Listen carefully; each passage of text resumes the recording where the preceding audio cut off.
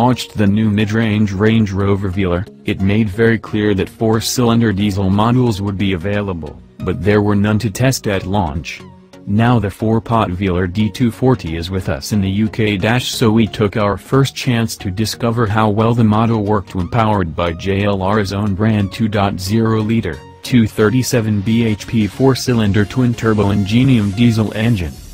Several weeks ago he declared the 296 bhp Dagenham built V6 diesel model beautiful, refined, capable, and bordering on the overpriced.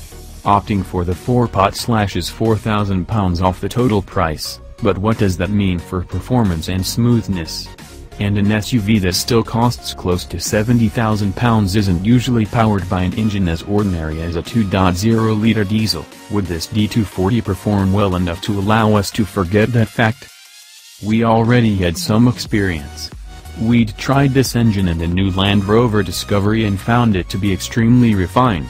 But when my colleagues tried it in the Jaguar F-Pace, which uses a near-identical, all-aluminium body chassis architecture, they were less impressed, even if experience has taught us that two models that use different sets of the same components can be quite different in character. Range Rover majors more on comfort than Jaguar-style sportiness, so only a decent drive was going to answer the question. Initially, we were also keen to use the 4-pot HSE to answer the steel versus air suspension question, too. 4-cylinder Velars come with steel springs as standard. But that idea died when our test car arrived riding on air, and when we scanned the option prices.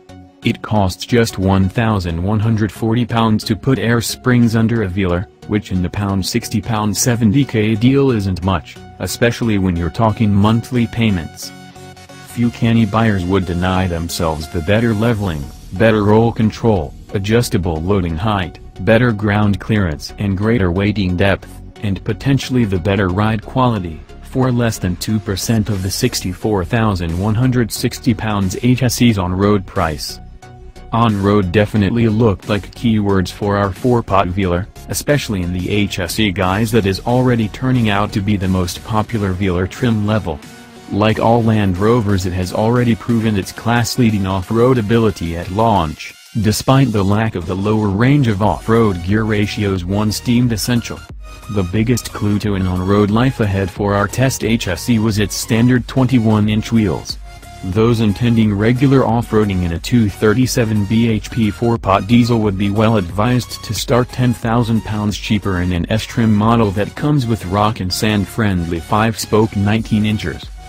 You have to concentrate to hear this 237 bhp engine at all, let alone to identify that it's a 4-cylinder, even when you're listening hard as start-up.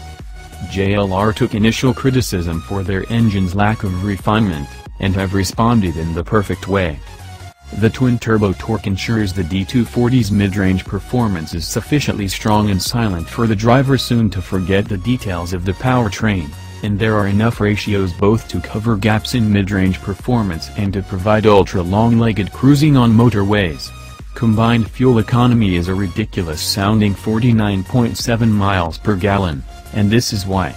Response to sudden accelerator inputs between 30 and 70 miles per hour can be a bit sedate. The engine management seems to need thinking time, but you can minimize it by running the transmission in S for sport.